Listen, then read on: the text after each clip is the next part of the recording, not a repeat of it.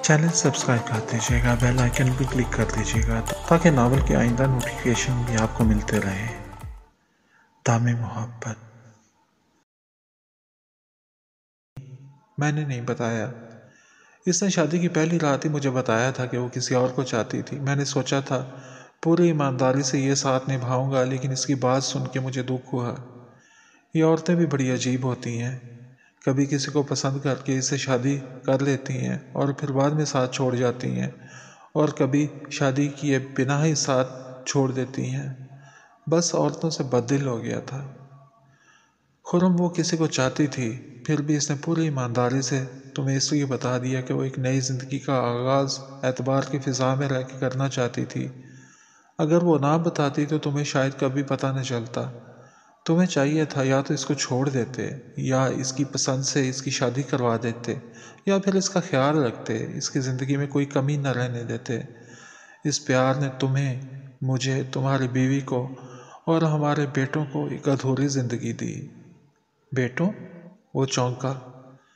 हाँ, जब गई थी तो इस वक्त उम्मीद से थी, और मैंने इसलिए नहीं बताया कि मैं इस बच्चे को भी घुट घुट के जीता नहीं देखना चाहती थी। अब माशाल्लाह वो जवान हो चुका है। कहाँ है मेरा बेटा? खुर्रम ने बेख्तियार पूछ लिया। कितने बेचैन हो बेटे से मिलने के लिए, और बीवी उसे भूल ही गए थे। न चाहते हुए भी वो शिकवा करी बैठी। मैं कैसे भूल सकता हूँ? तुम्हें लगता है कि मैं भूल गया हूँ? दोनों की नज़रें मिलीं। फाखरा को उन आंखों में आज भी वही प्यार नजर आया जिस प्यार के लिए इसने अपने भाइयों की मुखालफत मोल ली थी। अब मैं मर भी जाऊं तो मुझे कोई गम नहीं होगा, वो आहिस्ता से बोली। मेरे होते हुए तुम्हें कुछ हो, मैं ऐसा कभी नहीं होने दूंगा। वो मुस्कुरा दी। प्यार की शिद्दत इंसान से खुदाई दावे करवाती है, लेकिन इंसान बेबस है, वो कुछ नहीं कर सकता। जब जाने का वक्त हो तो कोई भी रोक नहीं सकता। इसका फिर से जीने को दिल कर रहा था। तुम्हारा बेटा बाहर बरामदे में बैठा होगा, इसने ब्लू टी शर्ट पहनी है, जाते हुए देख लेना। क्या उसे बताया है मेरे बारे में? खुर्रम ने सवालिया नज़रों से इसे देखा। हाँ, बताया है, लेकिन उसे यह नहीं पता कि इसका बाप कौन है, ना इसने कभी जानने की ख्वाहिश जाहिर की। अब बता दूंगी सरमद को। सरमद? खुर्रम चौंक गया। हाँ, मैंने तुम्हारे बेटे का नाम सरमद ही रखा है। सरमद वही सरमद तो नहीं जो काशिफ का यूनिवर्सिटी फेलो है? खुर्रम चौधरी ने सवाल कर दिया। अब चौंकने की बारी फाखरा की थी। काशिफ? सरमद का दोस्त? क्या काशिफ तुम्हारा बेटा है? वो खुश होकर बोली। हाँ, मेरा, बल्कि हम दोनों का बेटा है। इसके लहजे में एक बाप का फख्र था। आज वो मेरा हाल पूछने आया था, तभी मुझे इससे अपनायत महसूस हो रही थी। इसके पास बैठना अच्छा लग रहा था। काशिफ बहुत अच्छा लड़का है, वो मुस्कराई। फाखरा बहुत खुश थी, लेकिन इस खुशी में वो खुर्रम चौधरी की उलझन महसूस नहीं कर पाई थी। किसी ने इसके बाल पकड़ के जोर से सर दीवार में दे मारा। हिना के सर में शदीद दर्द हुआ, आंखों के आगे अंधेरा छाने लगा। वो कुछ समझ ही न सकी कि अचानक हुआ क्या है। जब तक इसके होशो हवास बहाल हुए, इसके बाजू में जंजीर डाल के लॉक लगा चुका था। जंजीर का दूसरा सिरा दीवार के साथ लगे कुंडे के साथ मुंसलिक था। तुम्हें क्या लगता है यहाँ से जाना आसान है? लाख कोशिश कर लो, लेकिन यहाँ से बाहर नहीं निकल सकती। अब तुम्हारी सारी जिंदगी यहाँ पे ही गुजरेगी। अब ऐसी कोई हरकत की तो मुझसे बुरा कोई नहीं होगा, विकी गुस्से से बोला। इसके सर पे कारी ज़रब आई थी, सर से खून निकल के माथे पे जम चुका था। हिना तस्वीर देखने में इतनी मगन हो गई थी कि इसे पता भी ना चला कि विकी कब होश में आया और इस पे हमला कर दिया। इसे अपनी बेवकूफ़ी पे अफसोस हुआ। तस्वीर देखने की बजाय विकी को जंजीर से बांध देती और इसकी जेब से चाबी निकाल लेती तो अब तक आज़ाद होती। देखो, बहुत हो गया, अब मेरी मोहब्बत को कबूल कर लो और मुझसे शादी कर लो। तुम्हारा काशिफ तो बेवफा है, मैं तुम्हारा साथ नहीं छोड़ूंगा, बस मेरी बन जाओ। अब की बार इसका लहजा बदला हुआ था। ये कभी नहीं हो सकता। काशिफ मिले ना मिले, लेकिन तुम कभी भी नहीं आ सकते मेरी ज़िंदगी में। मर जाऊंगी लेकिन किसी से शादी नहीं करूंगी, वो कतई अंदाज में बोली। चलो देखते हैं कब तक अपनी ज़िद पे कायम रहती हो। काशिफ फिर से अपनी दुनिया में मगन हो चुका है। पहले भी इसे तारम अच्छी लगती थी, اب بھی دوسری لڑکیاں بھی ہیں، تم سے تو صرف ٹائم پاس کر رہا تھا۔ کتنی بار تو تم نے تارم کے ساتھ اسے دیکھا ہے، پھر بھی نہیں سمجھی۔ تم سا بھی کوئی بیوقوف نہیں، تم صرف اور صرف اپنے باپ کا دل دکھا رہی ہو۔ وہ سب کچھ جانتا تھا۔ ہنا کو حیرت نہیں ہوئی کیونکہ وہ تصاویر دیکھ چکی تھی، جسے دیکھ کے اسے اندازہ لگانے میں کوئی مشکل نہیں ہوئی کہ وہ کب سے اس کی نگرانی کر رہا تھا۔ شادی کر لو، پھر تمہیں تمہارے پاپا سے بھی ملوا دوں گا، تم آزاد ہو جاؤ گی۔ ایک بڑا سا گھر بناؤں گا تمہارے لیے، ہر آرام و آسائش دوں گا، بس ہمیشہ کے لیے میری زندگی میں آ جاؤ۔ وہ لالچ دے رہا تھا، جب قسمت میں ہوگا پاپا سے بھی مل لوں گی، لیکن تمہاری یہ شرط کسی حال میں بھی مجھے قبول نہیں، وہ مستحکم انداز میں بولی۔ ہا ہا ہا ہا، وہ اپنی خفت مٹانے کے لیے ہنسا تھا۔ تم بھی یہاں ہو اور میں بھی، تمہیں ماننا ہی پڑے گا، مجھے مجبور نہ کرو، ورنہ تمہیں شادی کے بنا بھی پا سکتا ہوں۔ یہاں تمہاری مدد کے لیے کوئی نہیں آئے گا، تم ایسا کچھ نہیں کر سکتے۔ کہنے کو تو ہنا نے کہہ دیا، لیکن اسے ڈر لگ رہا تھا۔ وکی کی آنکھوں میں پہلی بار اسے شیطانی چمک دکھائی دے رہی تھی۔ میں ایسا کر گزروں گا، اگر تم نہ مانی تو میں کچھ بھی کر سکتا ہوں۔ تھوڑا سا وقت اور دے رہا ہوں تمہیں، سوچ لو۔ یہ کہہ کے وہ مڑا۔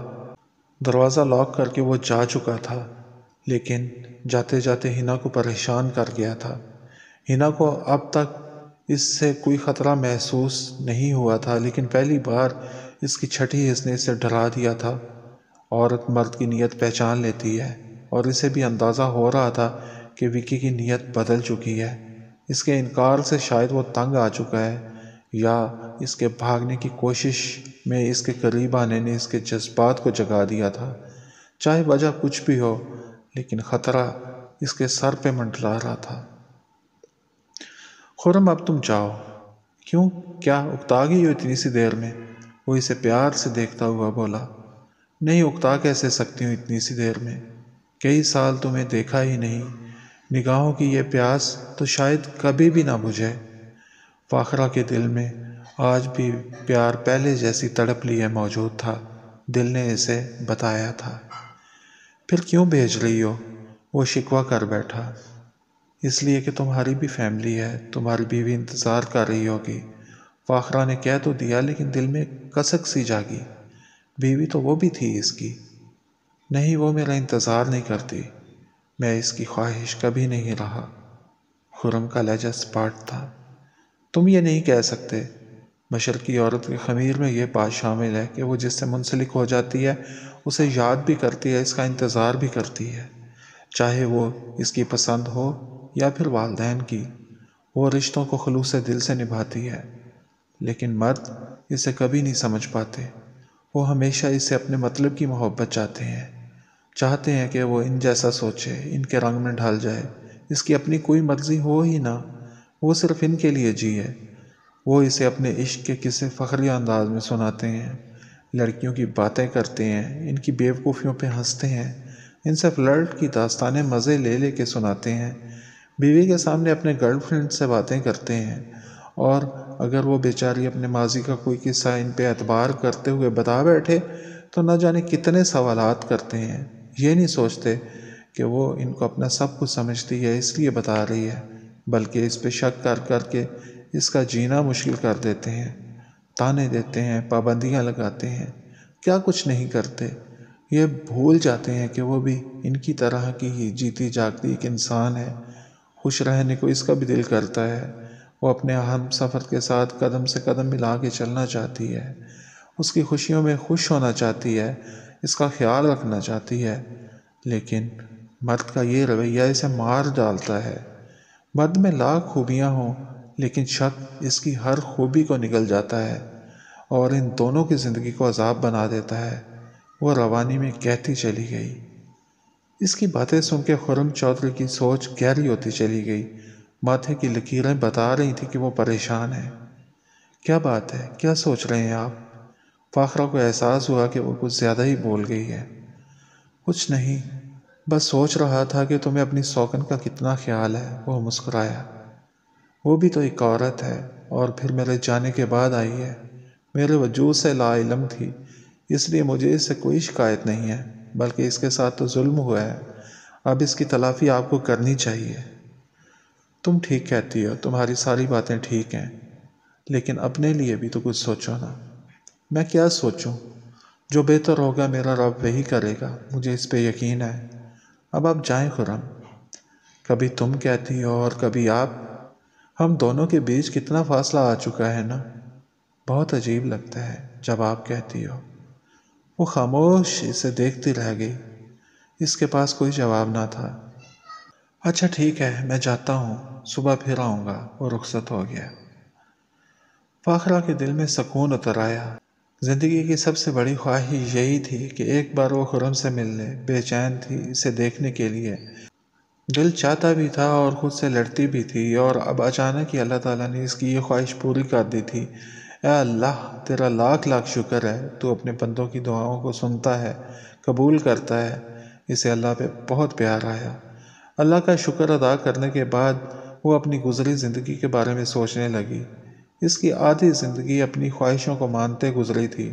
پہلے کمپرومائز اس کی ڈکشنری میں تھا ہی نہیں، سو اپنی مرضی سے زندگی گزارتی چلی گئی۔ پھر جب خرم سے دور ہوئی تو باقی آدھی زندگی خواہشوں سے لڑنے اور کمپرومائز کرنے میں گزار دی۔ سوچیں اپنا سفر جاری رکھے ہوئے تھیں۔ بچپن کی باتیں سوچتے سوچتے وہ خرم کے بارے میں سوچنے لگی، پھر اپنی سوکن کے بارے میں جسے وہ جانتی بھی نہیں تھی، لیکن دل میں اس کے لیے ہمدردی رکھتی تھی۔ سوچ کا سفر کرتے کرتے وہ نیند کی وادیوں میں گم ہو گئی۔ رات کا پچھلا پہر تھا۔ ویران سڑک پہ گاڑی دوڑ رہی تھی۔ ڈرائیونگ سیٹ پہ کاشف تھا۔ گاڑی پل کے نزدیک پہنچی تو اسے لگا پل کی دیوار پہ کوئی لڑکی کھڑی ہے۔ وہ جلدی سے گاڑی سے باہر نکل آیا۔ اے لڑکی، کیا خودکشی کا ارادہ ہے؟ وہ لڑکی اس کی طرف دیکھ رہی تھی۔ دل دھڑکا، وہ ہنا ہی تھی۔ ہنا، ہنا، وہ زور سے چیخا، نیچے گر جاؤ گی، دیوار سے نیچے اتر آؤ۔ وہ خاموش تھی لیکن ساکت اسی کو دیکھے جا رہی تھی۔ ہنا، نیچے اتر جاؤ، میری بات مان لو، اب بھی کچھ برا نہیں ہوگا، میں تمہارے پاس ہوں۔ لیکن ہنا نے اپنی جگہ سے کوئی حرکت نہ کی۔ ہنا دیکھو، میں اوپر آ رہا ہوں، تم وہیں رکی رہو۔ وہ پل کی طرف بڑھا۔ ہنا نے بھی قدم آگے بڑھایا۔ ہنا رکو، وہ پھر سے چلایا۔ وہ پل کے نیچے سے گزرنے والی سڑک پہ تھا۔ پہلے پل جہاں سے شروع ہوتا تھا اس طرف جا رہا تھا، لیکن ہنا کو آگے بڑھتے دیکھا تو دوسری طرف بھاگ پڑا۔ جلد از جلد وہ اس جگہ تک پہنچنا چاہتا تھا جہاں ہنا کے گرنے کا امکان تھا تاکہ اسے بچا سکے۔ وہ قریب پہنچ رہا تھا۔ ہنا نے اپنے ہاتھ پھیلائے، وہ کودنے والی تھی۔ اچانک جانے کہاں سے ایک قداور آدمی اس کے راستے میں آ گیا۔ وہ اسے بچ کے گزرنا چاہتا تھا لیکن اس نے اسے اپنی گرفت میں لے لیا۔ ہنا نے چھلانگ لگا دی۔ کاشف نے خود کو آزاد کروانے کی پوری کوشش کی، لیکن اس شخص کی گرفت اتنی مضبوط تھی کہ وہ خود کو آزاد نہ کروا سکا۔ وہ شکنجے میں جکڑا بے بسی سے ہنا کو دیکھ رہا تھا۔ اس کے دیکھتے دیکھتے ہنا ہوا میں تیرتی سڑک پہ زوردار آواز سے گر پڑی۔ ہنا! کاشف کے حلق سے نکلنے والی چیخ بہت دردناک تھی۔ اچانک وہ شخص اسے چھوڑ کے بھاگ گیا، لیکن اب کچھ بھی باقی نہیں تھا۔ کاشف آہستہ آہستہ قدم بڑھاتا ہنا کے پاس پہنچا۔ اس کے ارد گرد خون بکھرا ہوا تھا اور وہ بے جان تھی۔ اچانک اس کی آنکھ کھل گئی۔ وہ اپنے کمرے میں تھا۔ اے سی چلنے کے باوجود پسینہ پسینہ ہو رہا تھا۔ کیا یہ ایک خواب تھا؟ کئی لمحے اسے خود کو یقین دلانے میں لگ گئے۔ شکر ہے یہ صرف ایک خواب تھا۔ اس نے اطمینان بھری سانس لی۔ کیا یہ خواب ایک وہم تھا؟ کیا سچا خواب تھا یا پھر کوئی اشارہ تھا؟ خیالات کا ایک تسلسل چلنے لگا۔ کاشف الجھ گیا۔ دوستوں سے اس نے سنا تھا کہ برا خواب دیکھو تو دوسروں کو بتا دینا چاہیے، پھر وہ پورا نہیں ہوتا۔ ایسی باتوں پہ وہ ہنستا تھا۔ توہمات سے لوگ نہ جانے کب نکلیں گے۔ ایسا تھوڑی ہوتا ہے۔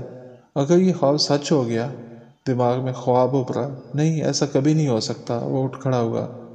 ماما، ماما! سیڑھیوں سے نیچے اترتا وہ مسلسل آوازیں دے رہا تھا۔ ملازم حیرت سے اسے دیکھ رہے تھے۔ اس کا بے صبرا پن وہ پہلی بار دیکھ رہے تھے۔ ایک قدم میں دو سیڑھیاں پھلانگ وہ ڈائننگ روم میں داخل ہوا۔ ماما ڈائننگ ٹیبل پہ موجود تھیں۔ وہ بھاگتا ہوا ان کے پاس جا پہنچا۔ خیریت کاشف؟ انہوں نے حیرت سے پوچھا۔ ماما نے بہت برا خواب دیکھا ہے۔ میں نے خواب میں دیکھا ہنا نے پل سے چھلانگ لگا دی اور میں اسے بچا نہیں سکا۔ وہ مر گئی ماما، وہ مر گئی۔ اللہ کا لاکھ لاکھ شکر ہے، یہ صرف ایک خواب تھا۔ ایسا سچ میں تھوڑی ہو سکتا ہے۔ نہیں ہو سکتا کبھی بھی، میں ایسا کبھی نہیں ہونے دوں گا۔ کاشف پہ ابھی بھی خواب کے اثرات تھے۔ مسز چودھری پریشان ہو کے اسے دیکھ رہی تھی۔ اکلوتا بیٹا جس کے عشق میں مبتلا تھا وہ کھو چکی تھی اور وہ اس کے لیے کچھ نہیں کر پا رہی تھی۔ مما میں باہر جا رہا ہوں، اس نے قدم بڑھائے۔